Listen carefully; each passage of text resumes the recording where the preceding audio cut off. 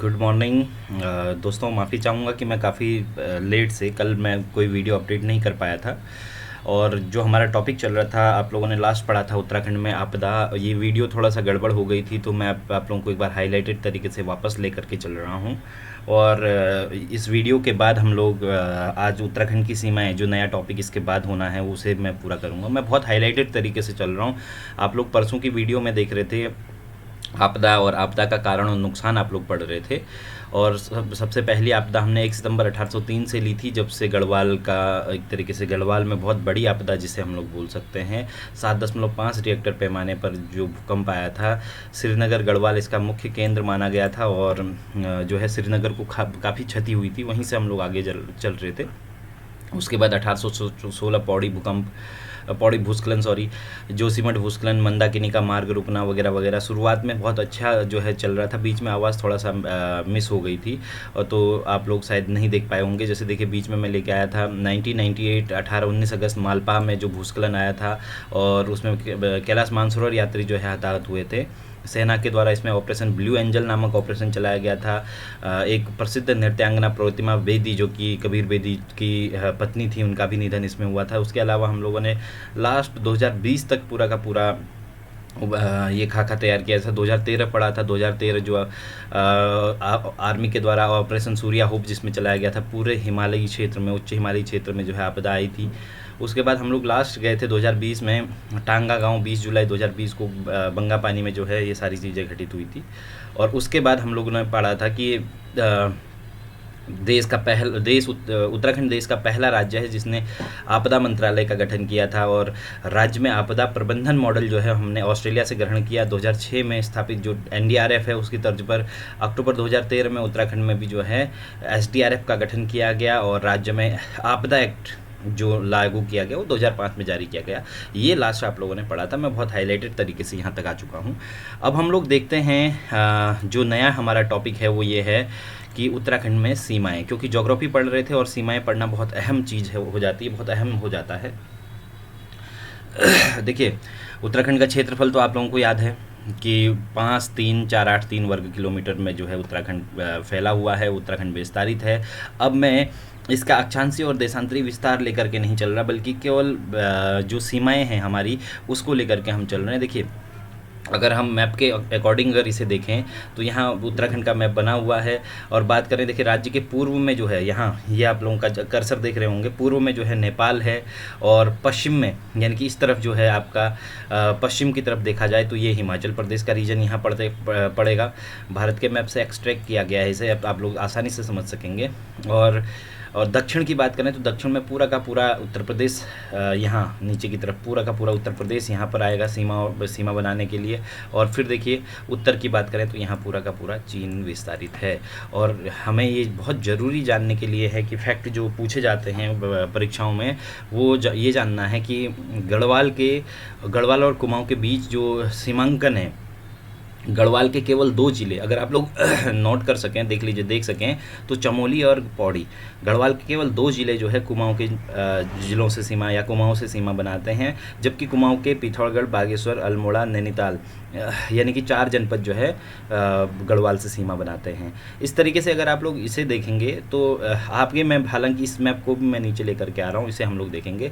सबसे पहले हम लोग पढ़ते हैं उत्तरी सीमा पे चीन से सीमा बनाने वाले राज्य या ज़िले कहना चाहिए। चीन से सीमा बनाने वाले जो ज़िले हैं वो दक्षिण से उत्तर का क्या मतलब है? देखिए, हम लोग नीचे से ऊपर की तरफ जा रहे हैं, या ये कह लीजिए उत्तर से दक्षिण जाना चाहिए हमने। बेसिकली चीन से सीमा बनाने वाले जो ज़िले हैं ना, उनको हम यहाँ से ऊपर से नीचे की तरफ देखते हैं, यानी कि उत्तर से दक्षिण की तरफ देखते हैं। तो सबसे पहले उत्तर से हम जाएँ तो देखिए यहाँ क्या बोलते हैं, हाँ, सबसे पहले उत्तर से जाएं तो ये उत्तरकाशी है, फिर आपका चमोली है, फिर आपका पिथौरागढ़ है। ये 3 जिले ऐसे हैं जो कि किससे सीमा बनाते हैं? चीन या तिब्बत से सीमा बनाते हैं। मैंने यहाँ पर देखिए लिखा हुआ है दक्षिण से उत्तर जाएंगे तो पिथौरागढ़, चमोली और उत्तरकाशी।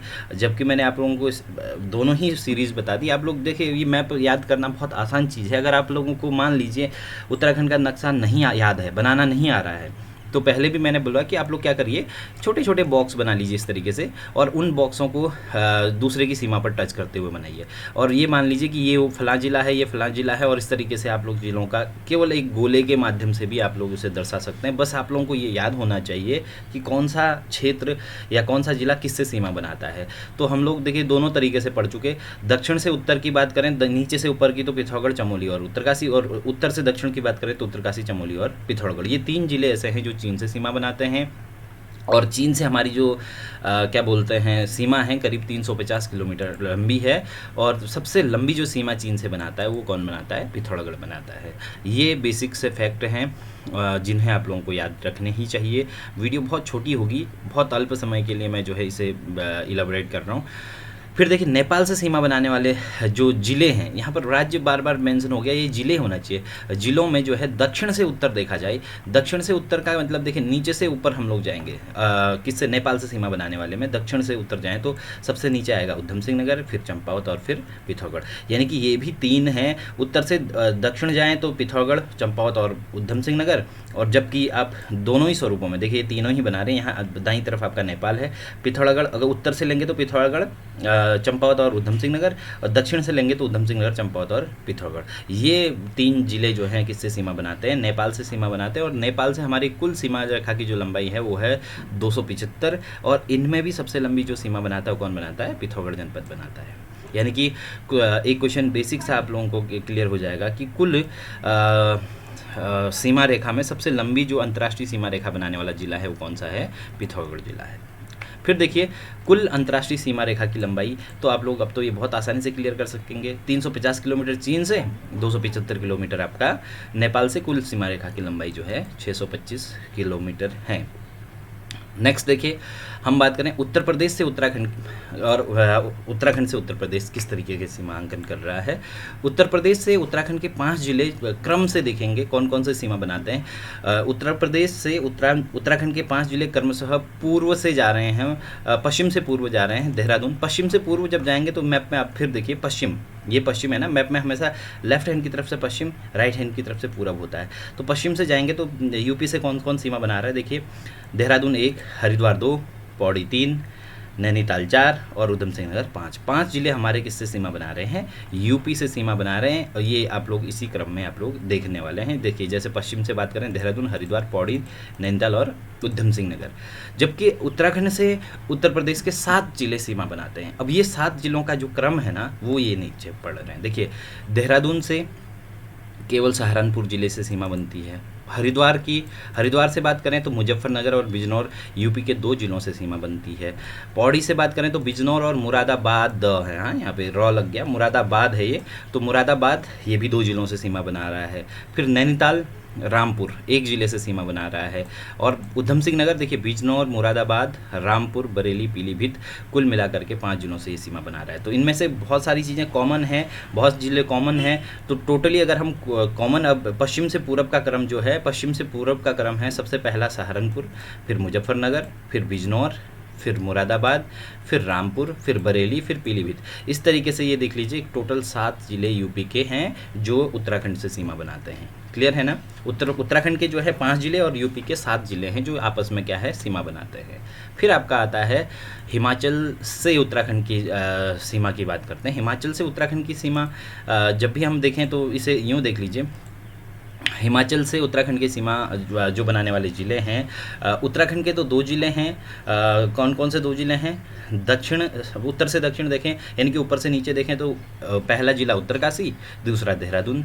जबकि हिमाचल के जो है 3 जिले उत्तर से दक्षिण, आप लोग मैप को समझ रहे होंगे ना, उत्तर से दक्षिण मतलब ऊपर से नीचे की तरफ देखेंगे हम लोग, है ना। तो कौन कौन से देखिए, एक आपका आ रहा है उत्तर से दक्षिण, हाँ ये एक आएगा आपका किन्नौर जिला, दूसरा शिमला जिला और तीसरा सिरमौर जिला। 3 जिले जो है हिमाचल के उससे सीमा बनाते हैं। देखिए इसको मैंने अलग से एक्सट्रैक्ट कर रखा है। आप लोग देखिए उत्तरकाशी से 2 जिले किन्नौर और शिमला सीमा बनाते हैं, और देहरादून से शिमला और सिरमौर। तो शिमला दोनों जगह कॉमन है, किन्नौर और सिरमौर। तो 3 जिले जो है हिमाचल के सीमा बनाते हैं। और फिर आप लोग देखिए कुमाऊं और गढ़वाल डिवीज़न के हिसाब से मैंने इसे देखा, मैप को तैयार किया है। तो इसे आप लोग देखेंगे कि जिलों में जो सर्वाधिक जिलों से सीमा बनाने वाला ज़िला है वो पौड़ी है।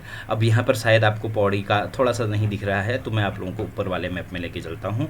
पौड़ी देखिए, हमारे उत्तराखंड के अपने ज़िलों में सबसे ज़्यादा जो ज़िलों से सीमा बना रहा है वो पौड़ी बना रहा है। कैसे बना रहा है देखिए, कितने ज़िलों से सीमा बना रहा है। मैं यहाँ से चल रहा हूँ, नैनीताल 1, अल्मोड़ा 2, फिर देखिए यहाँ चमोली 3, रुद्रप्रयाग 4, टिहरी 5, देहरादून 6 और हरिद्वार 7। कुल 7 जिलों से सबसे ज़्यादा सीमा बनाता है कौन?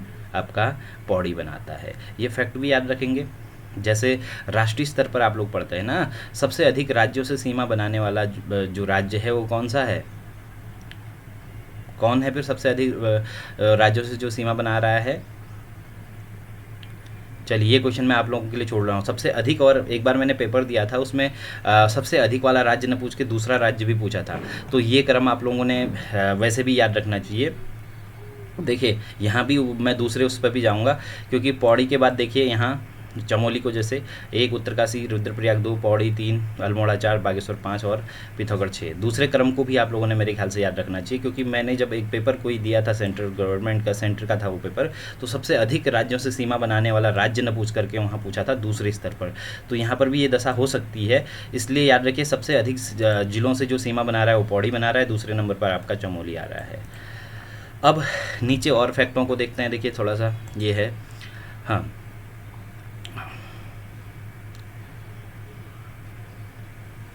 हाँ, कुमाऊँ के ज़िले जो गढ़वाल से सीमा बनाते हैं वो तो ऊपर हम लोग देख चुके। नैनीताल, अल्मोड़ा, बागेश्वर और पिथौरागढ़ 4 ज़िले हैं, जबकि गढ़वाल के केवल चमोली और पौड़ी 2 ज़िले जो है सीमा बनाते हैं। और उत्तर प्रदेश से गढ़वाल के 3 ज़िले, देहरादून, हरिद्वार तथा पौड़ी जो है सीमा बनाते हैं। और उत्तराखंड के कितने ज़िले? केवल 2 ज़िले सीमा बनाते हैं। कौन कौन से? नैनीताल और उधम सिंह नगर। ये छोटी सी वीडियो जो है उत्तराखंड के सीमाओं पर बेस्ड आपके वो है। उसके बाद हम लोग चलेंगे, देखिए क्या पढ़ना है हम लोगों ने, उसके अगला टॉपिक पढ़ना है राज्य में पाए जाने वाले वनों का भौगोलिक विवरण। ये पॉइंट मैं आज इंक्लूड नहीं करूँगा, वीडियो बहुत छोटी है, आप लोग देखिए और आगे बढ़ाने के लिए प्रोत्साहित करते रहिए। देखिए हम लोग चलेंगे फिर उत्तराखंड वन सांख्यिकी के आधार पर जो मैंने आंकड़े तैयार किए हैं। उत्तराखंड वन सांख्यिकी अगर आप लोग देख सकते हैं तो ये है वन सांख्यिकी 2017-18 लास्ट थी। अब अपग्रेड देखिए, सेंट्रल गवर्नमेंट ने तो अपग्रेड कर दिया, वन रिपोर्ट 2019 जारी कर दी, पर उत्तराखंड सरकार ने अभी अपडेट नहीं किया है। उसे जैसे ही अपडेट होता है मैं आप लोगों को वो अपडेट भी दूंगा। पर उससे पहले आप लोग ये देखिए जो हम लोग पढ़ेंगे कितना वन क्षेत्र है, और ज़िले वाइज भी हम लोग देखेंगे सबसे ज़्यादा कौन से ज़िले में हैं, उसका क्रम भी हम लोग देखने वाले हैं। नदी घाटियों का भी हम लोग देखेंगे, और कौन कौन से वन हैं, उपोष्ण वन, शीतोष्ण वन, उप एल्पाइन वन वगैरह वगैरह, इनको भी देखेंगे। और 2 महत्वपूर्ण वनस्पति ब्रह्मकमल और बुरोंस को हम लोग पढ़ेंगे, क्योंकि हमारे लिए महत्वपूर्ण है, राजकीय है दोनों के दोनों। और उसके बाद हम लोग अभयारण्य और नेशनल पार्क में जाने वाले हैं। तो आज इतना ही, धन्यवाद आप लोगों का, और कमेंट करते रहिएगा, प्रोत्साहन मिलता है कि हाँ लोग वीडियो देख रहे हैं और अच्छी लग रही है। तो आप लोग प्लीज़ कमेंट करते रहें और बताते रहें कि आप लोगों को कोई विशेष टॉपिक लेना है। इन शॉर्ट में बहुत जल्दी आप लोगों को उस टॉपिक की आवश्यकता है, तो उसे भी हम लोग क्लियर करेंगे। आज के लिए थैंक यू।